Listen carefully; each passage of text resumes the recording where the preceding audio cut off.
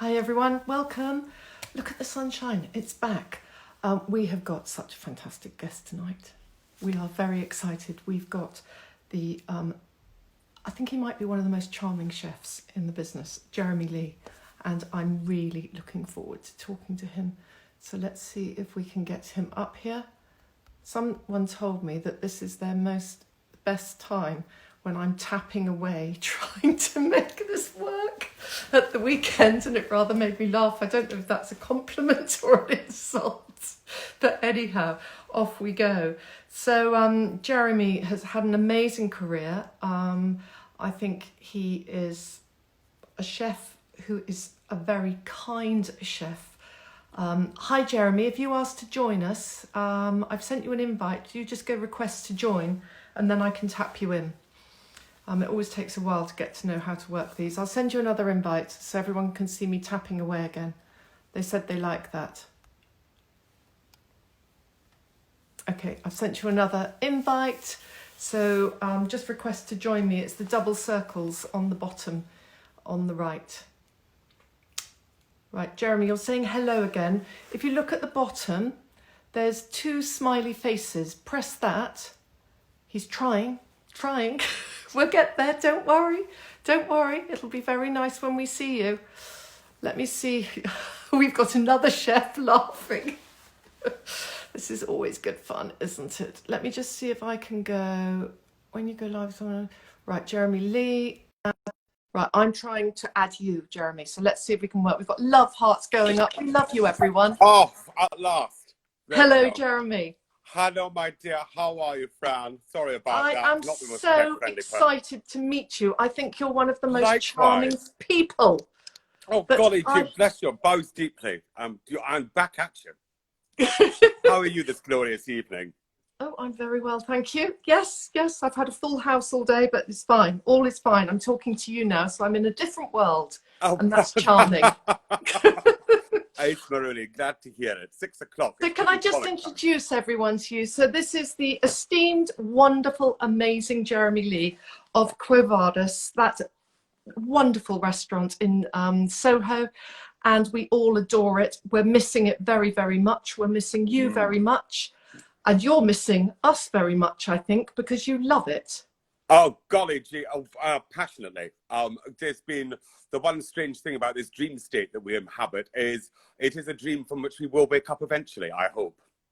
I think we will. We have to. And it'll take a little while. But can we just talk about your career, Jeremy? Because yes, by all means. You grew up with obviously it sounded like a very nice household up near Aberdeen in Scotland, or Dundee. Just outside Dundee, exactly.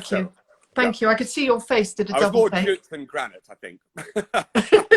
But you grew up, your mother was a domestic science teacher when that wonderful art was taught in schools.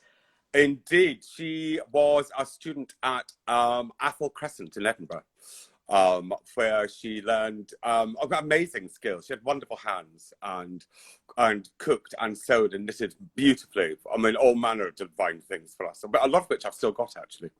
Bring tears to my eye now and again, I have to say. Much woman. But you grew up with a table that was filled with a bountiful meal constantly. So when you went to friends' houses, you were slightly shocked that this wasn't the norm because you thought this was normal. I did indeed. Tinned pears were good. Tinned peaches, not so good. And Mum would always come back with a knowing smile on her face and say, and I go, tinned peaches, Mum, sorry. And but they cooked for us every day. And breakfast was to table late, and lunch too when we were all children, and then at weekends, obviously, when we weren't at school. But when I wasn't eating at Mum and Dad's table, I was eating at Granny's table for lunch, who was in Dundee, and I used to get the bus out to hers. So, constantly being spoon-fed by these extraordinary women in my life. Oh, that's lovely. And then you didn't know whether to go into art, illustration, or become a chef. Yes, well, my grandfather was an illustrator for D.C. Thomson in Dundee, the great publishing house that did all the comics. And my father followed suit. And my brothers went to art college, and it seemed I was following in those footsteps. And then when I left school to go to commercial college to get just to get out of school, so I wasn't a very school-like person. School and I did not get on particularly well. So I was going to study sixth form English and do other things to get some kind of credential to get me into college. And while there, this entrepreneurial couple from Edinburgh had bought this very beautiful, very old manor house down the road from where we lived in Auchterhouse, this little village outside Dundee. And I went in as a waiter, and I was so terrible. One night I ended up covered in red cabbage from head to toe. And this will show the respect chefs were held in. Instead of sacking me, they put me in the kitchen. And something happened. It was the last of the British Transport Hotel chefs, this amazing crew who were drilled in Auguste Escoffier classic. And they took me under their wing, and something happened. I still to this day don't know. It's remarkable. But I served an apprenticeship. And before being dispatched to London, my head chef took me out the back door and said, "What are you doing with your life?" And I went, "Locked up prawn cocktails." And south I was sent on the route of the Flying Scotsman. And down to London you came, and you worked with various chefs until you were taken in, because you obviously managed to meet Terence Conran. And you went to Bibendum first of all, didn't you, with Simon Hopkins, which owns the... Yeah, because my first job in London was at Boodle's, this extraordinary gentleman's club in St James's. I mean, it was about, my first address in London was 28 St James's Street, and I've never really quite recovered from that. Although it was in the dormitory upstairs in the staff quarters. And I'd spent all my teens cooking, and so I thought I would take a break from it and go into catering, which was something else that was burgeoning at the time. And loved it and had a great time. But when we did a dinner, and for this very grand banquet in Holland Park, and he liked it so much, God knows how, it was mental, this huge gala affair in this enormous basement. But somehow it worked, and he gave us this enormous tip, and on the back of that I was invited to choose any restaurant I wanted to eat at, and Bibendum had just opened, and so I asked to go and eat at Bibendum.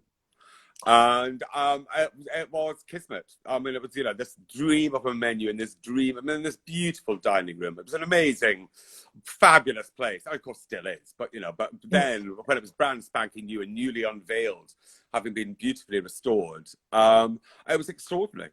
And so I posted timorously this letter to Simon, who promptly responded amazingly. And I think I've got Henry Harris to thank for that. Oh, he's a great man. Oh, fantastic. It was and I joined this extraordinary crew of cooks in that amazing kitchen at that time. Count my blessings. It was very fortunate, because I think it makes an enormous difference on a cook's career where they start and who inspires them.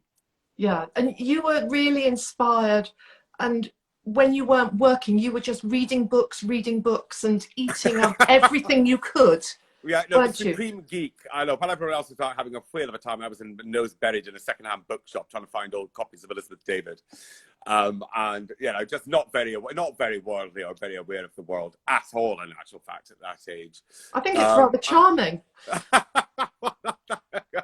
But it was great fun, because London, it was very different to now, because there weren't very many restaurants. It was a tiny, tiny world then of what seemed a small band of folk who were interested, and big among them then even was Terence, who just shouted from the rooftops, "Keep it simple." And at that time there was Rick Stein in Cornwall doing just that, and Joyce Molyneux at the Carved Angel, and Simon Hopkinson doing it at Bibendum, Alistair Little doing it on Fifth Street, Rowley Lee at Kensington Place.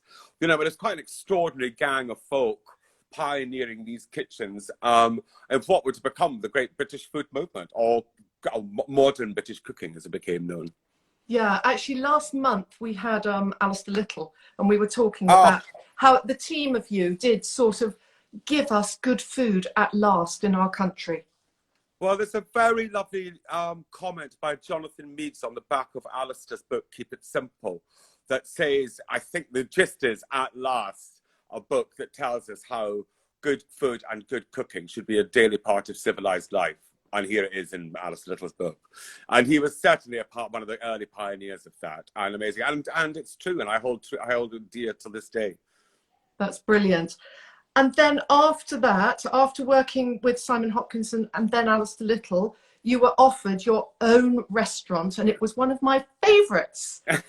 I have to say, the Blueprint Cafe at the Design Museum. I loved eating there. I really did. Thank you. Yeah, she was actually gorgeous. You know, and I stayed there for a very, very long time. People used to say, "My God, what did you do? Lifers get less than you."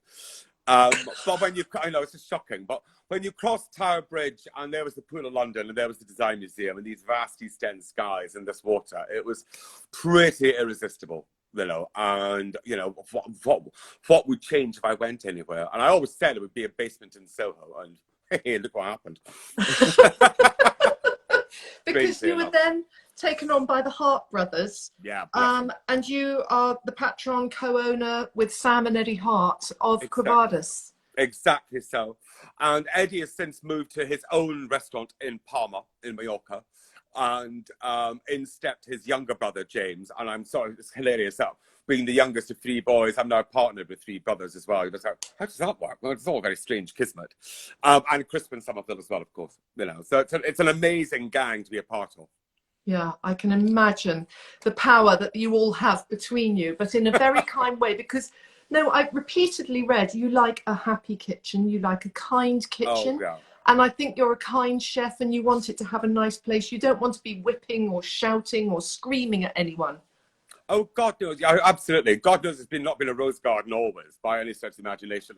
It's a very, very tarnished halo above this head. But it was always the goal. I'd lucked out working with chefs who were, God, had fiery tempers and were fabulously creative, and you get all that comes with that. But generally, you know, we never had to call each other chef, or there was never of the high octane abuse going on, you know, that could be. And I'm very grateful for that, because that made a huge difference and a huge influence. And my mother was a very gentle person in the kitchen. You know, she floated. I was always impressed by that, as her children tore her house to shreds on a daily basis, that mum remained amazingly calm in the kitchen. And I was like, that's pretty impressive. Well, if I can be like that when I grew up, you know, it took a long time, but got there eventually. That's really, really nice. So, Quo Vadis, you're really busy there, because you're open from breakfast Monday to Friday, and then you do lunch and dinner. Well, it's almost a hotel without bedrooms, really. It is all things to all people, and one of the last of a kind. There's not many of these great buildings left in Soho, and it's very funny when you see a new development or a restaurant being taken over and redone. They always bring the boarding down, and beneath it you'll see the old hoarding of what it once was. And the Groucho Club, which used to be Bianchi's, which is where the great Elena Savoni ruled supreme.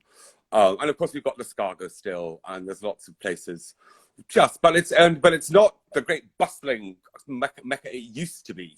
And a lot of the shops that were there when I first started have gone, which is a great sadness. And so Camisa Fratelli Camisa, the last Italian deli, along with Lina Stores, of that great bustling regime there. Yes. So it's quite something to have in our grasp. One of the last great stalwarts of an enormous and amazing food history in Soho, which, you know, is being fired up by a whole new generation of chefs like Kiln and Bao and such like. And other stalwarts like Andrew Edmonds as well, and bakers like Maison Berthe that keep us all alive. So there's a lovely mix of old and new, you know, which is, it's brilliant, and I love it very much. No, it is brilliant, and I just think it's amazing. But you also have a members club. Yes. How does that work? Things Tell we us. end up with, you know. And interestingly, I think we're the only members club with a public restaurant, which is very rare indeed, because we had to adopt Barafina, which is Sam and Eddie's original brainchild, and this genius Spanish restaurant. And it was being made homeless, and so we sacrificed our big dining room in favour. And in light of current events, probably a very good thing. And so we kept the ground floor dining room of Quo Vadis as was, and then just brought light into all the other rooms upstairs, because beforehand it had just been on the first floor. But when we rejigged, we took on the whole second floor as well, which had just been a suite of private rooms, quite sort of dark and unused and unloved. And now we get to use everything, which is amazing.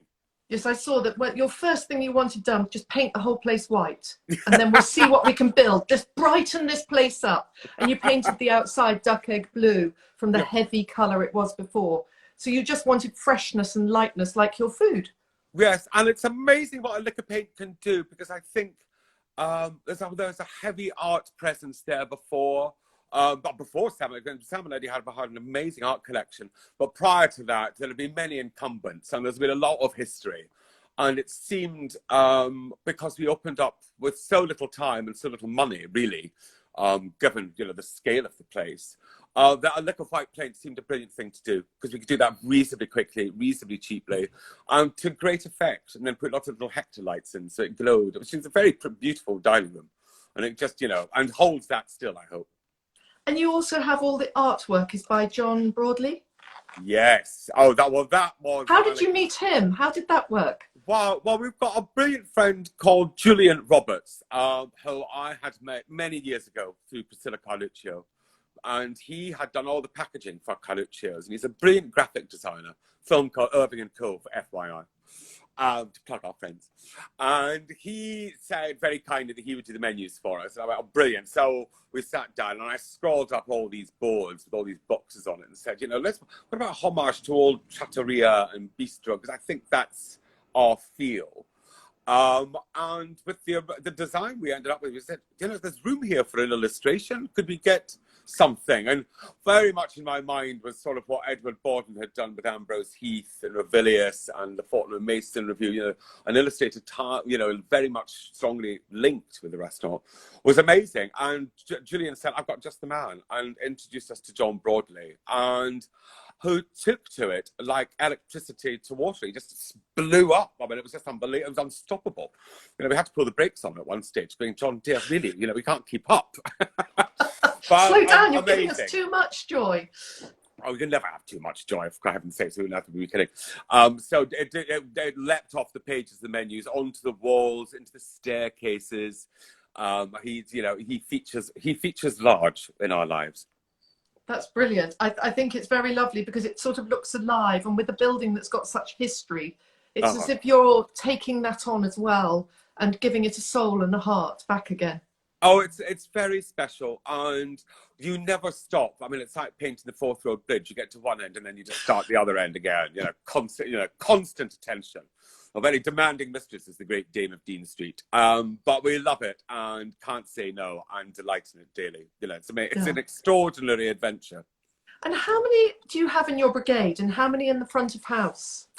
Well, we are about, at its very height, at the height of when Peppino Leone had it in the 50s, and it was the most glamorous film Soho restaurant. Must have been about 200 to 300 staff in that building.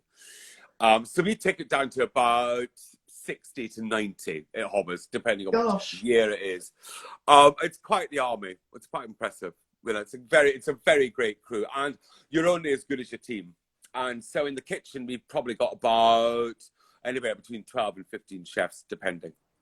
Okay. And do you get most of your staff through word of mouth, or?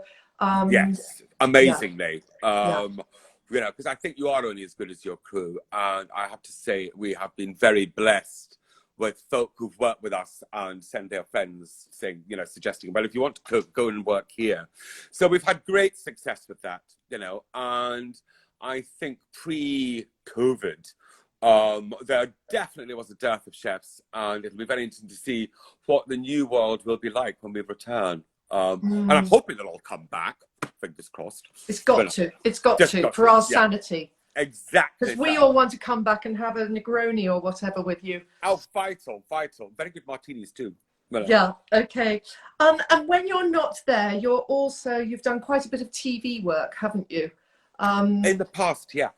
Yeah, so you've done the Great British Menu, you've done a programme with Fergus Henderson, Eating Strange Things. Yeah, that was amazing. Tell us the strangest you came across. I never seem to get anything straightforward. It always seems to come with extraordinary caveats. And so I offered to do a television show with Fergus Henderson. How could you say no? He's a dear, dear friend, and I love him enormously. And what a man. And what a chef. And we have much in common. When we're both the same age, we both have a sister 2 years younger called Annabelle. Both their Oh. fathers nicknamed them Bluey. Get that? We both have a big penchant for British cooking and a love of all the good things in life. And so to go filming halfway around the world with Fergus, I mean, how could you say no? The only problem was we might be confronted with the carcass of an elephant, which is not something we really wanted at all, and brilliantly weren't confronted with it. Our breakaway team had to do that, thank God. But we confronted amazing things along the way, and there was a rather bizarre adventure with a porcupine that gratefully we never made it to the screen. But there were these wonderful bugs that the women of the village we were staying nearby to took us out to catch. And these very beautiful, sparkling, jewel-like scarabs were attached to great stems of wheat and grass. And those were pounded in an amazing, sort of very rough, tall pestle with tubers, almost like a Jerusalem artichoke, kind of strange rhythm-like thing. And then we were promptly offered this. We were like, well, no, it's not an option. We've got to eat this because we were just terribly rude. We were quite nervous. And then both of us suddenly looked at each other as our tongues began to tingle. And then our cheeks began to tingle. And then everything began to tingle. And you suddenly realised you were eating something that actually you could go on 200-mile trek on just this one spoonful of this extraordinary beetle-drenched tuber. That was quite remarkable. It was a nice tingle, obviously. Oh, it was a really super duper tingle. Unique, and I've never had it since. But I long for the day I can return to Namibia to try. Wow, amazing! And you also did the Great British Menu for Wales and Scotland. Yeah, well, that was an amazing adventure. And obviously it's been shelved because make you wait for lots of new darlings that have come along since then. But it was great fun doing it. And then they said, "Oh, would you come and judge?" And I was like, "Oh God, no, I can't judge. There's a golden rule: chefs should never comment about other chefs' work because even if it's not to your taste, someone's worked very hard for this." And so they just said, "Jeremy, will you please try and be a bit more critical?" And I was like, "Oh God."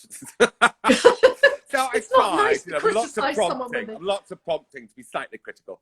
But I lucked out normally. But if nothing else, they were brilliant sports. They put their all into it. So it was great fun. Oh, that's fantastic. Now let's talk about your food because it's very seasonal. It's very fresh. You go to every length you can to get the best quality from your producers. You search high and low, don't you? Yeah, because I think that's key. I think we write a very terse menu because what we'd like very much people coming to eat with us to believe is that, we don't need to embellish it with anything because it's all there. And that hopefully it will on the plate, and while eating it, you will taste and see the difference. But we are very blessed with an extraordinary coterie of suppliers and growers and producers and makers. Yeah. And one of the things I can't believe is this amazing spring we've had, and I can't get a hold of Jane Scotter's produce from Fern Farrow. I mean, I'm not supposed to say that, but we do. But I mean, I can't believe it. And all this food that's coming in now.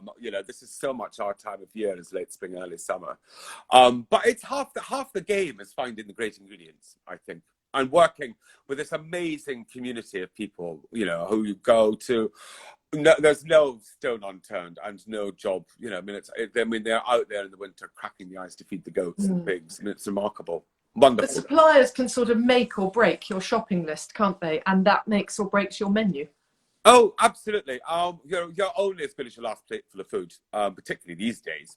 I mean, it's an old truism, but I think it's never been more true than now. And so blessed with a wonderful team in the kitchen and a great front of house crew. The suppliers are equally as an important part of the family, and so that requires a constant addressing and building of a relationship, because you really are in one, and in some instances almost a partnership, because there's some folk we work with daily, some we work with monthly, sometimes some folk we only work with once or twice a week, and so it's not.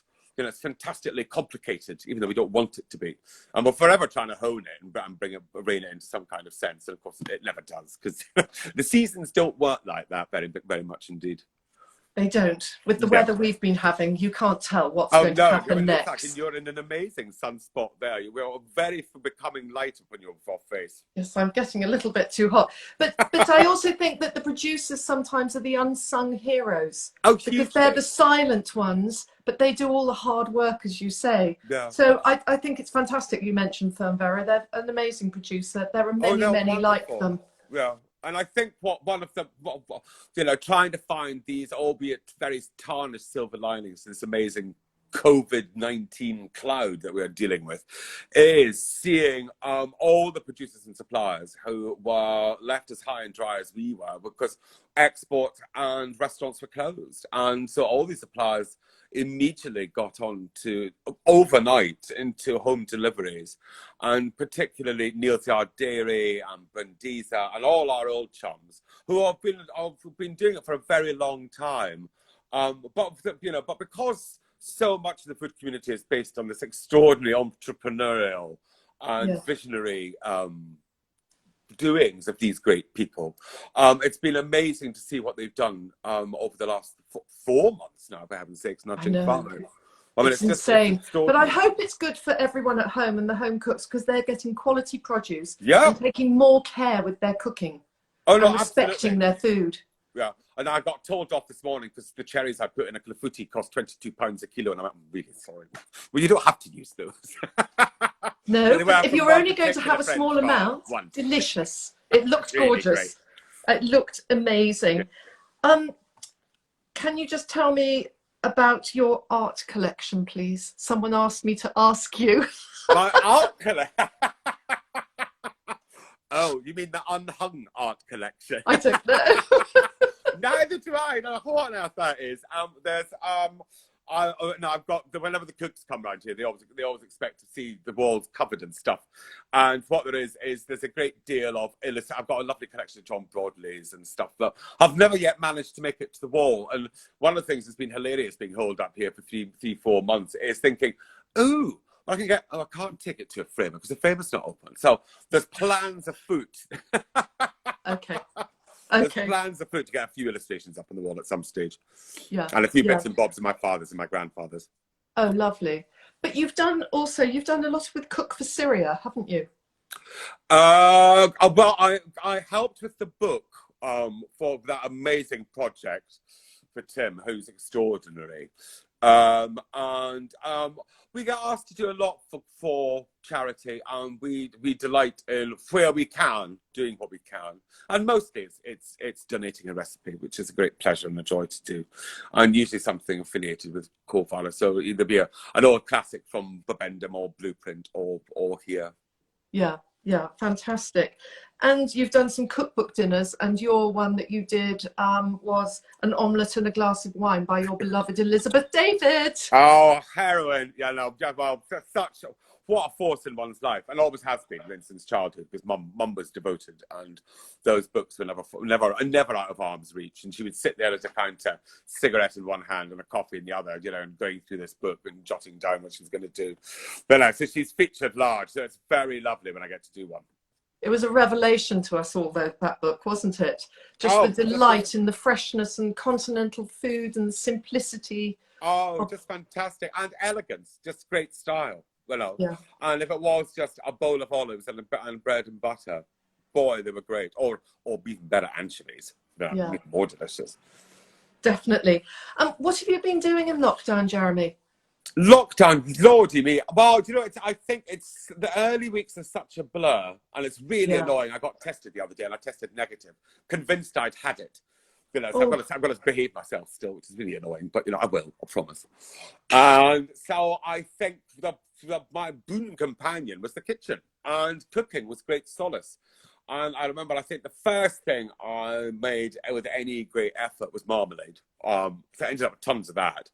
And one of the great things about having tons of marmalade is you could barter. So it was folk that came over with loaves of bread. There's an extraordinary bartering going on in the early days of stuff, and folks sending you things to trial out their delivery systems and what have you. So the house looked like Fortnum and Mason at one stage. It was deeply embarrassing. It's only me here. Who's going to eat all this stuff?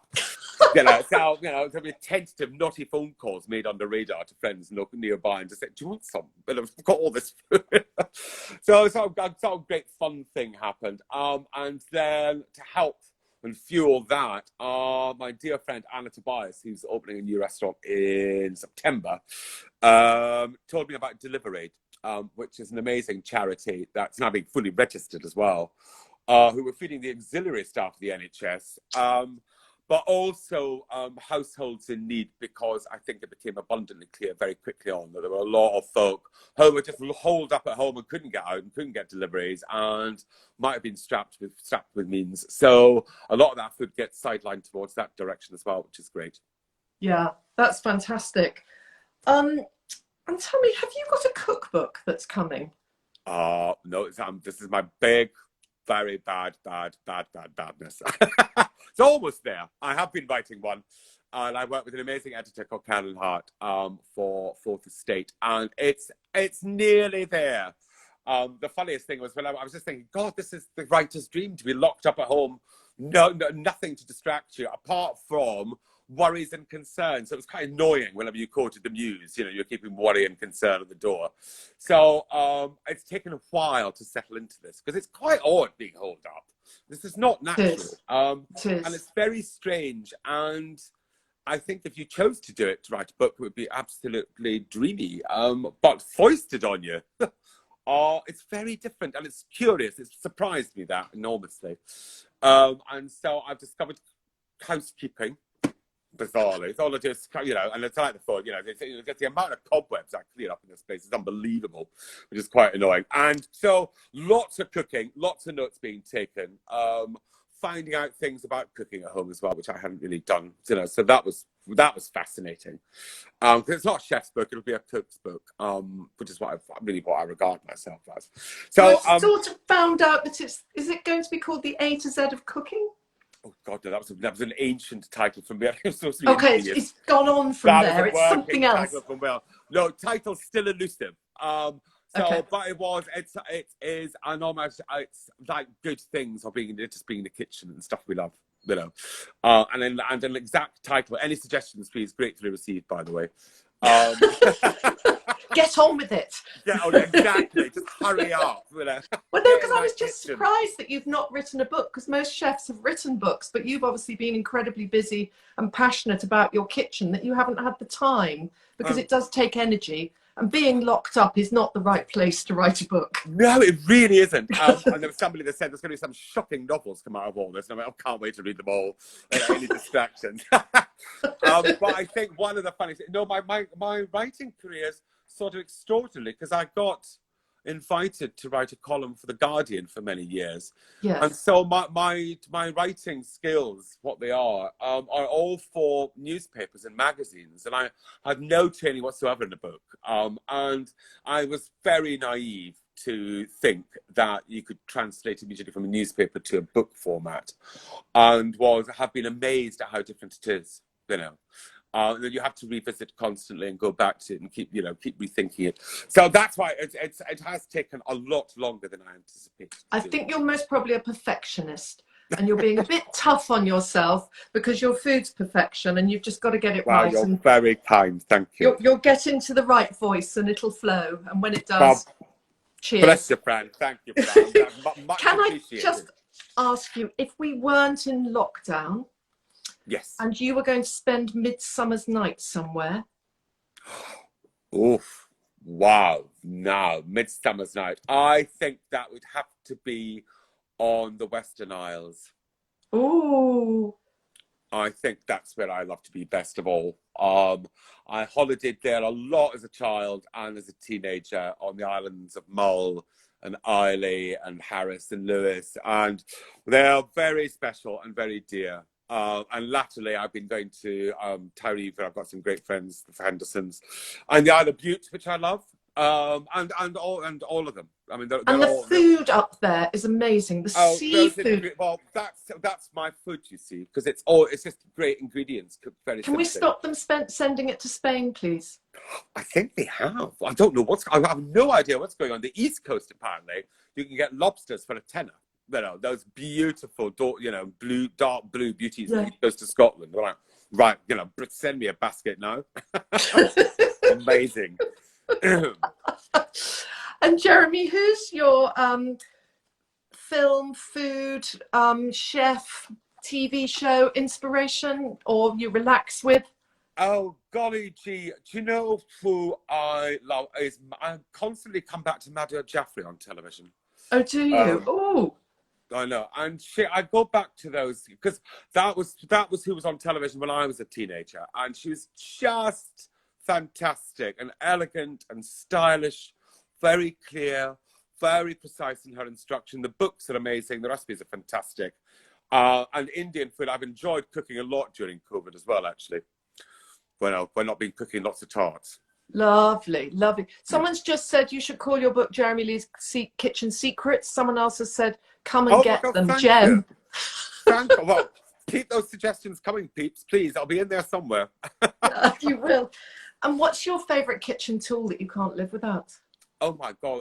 I'd probably say a kettle. Oh, really? Really? What, for a cup of tea to start your day? I know, exactly. Well, that also helps what I do. But I think mostly what I love is because I cook lots of vegetables. And sometimes it's good to cook them all together. But sometimes for more beautiful summer salads, it's lovely to cook them all separately. And a kettle's a brilliant friend just to keep the pots going quickly, which is very nice. So I love a kettle. I love a good kettle. That's always a good thing. Electric or hob top? Electric, because I've usually got a pan on the hob top. Okay, it's busy, it's taken. Exactly so. And I know you had clafouti the other day, but what are you having for supper tonight? Supper tonight, scrambled eggs and anchovies tonight, so, which I think is called Scotch woodcock, which is one of my favourite suppers of all time. Lovely. And are they the salted anchovies? These ones, they're in oil, but I love them. But the capers were salted. They're from a dear friend, Andy Harris, at the Vinegar Shed, who has an extraordinary larder of the most beautiful spices and ingredients and pulses and beans and caper berries and olive oils and vinegars. I mean, quite remarkable. So that's always worth a good plunder. Yeah, that sounds delicious. Well, listen, it's been utterly fantastic talking to you. You've been an absolute joy and everyone's really enjoyed it. And thanks for taking the time for joining the Cookbook Kitchen and sharing your kitchen with us. Thank you very much. A great pleasure. And good evening to you, my darling. Many thanks. And to you all. Many thank yous. Thank you, Jeremy. Bye-bye. Bye-bye. Bye-bye.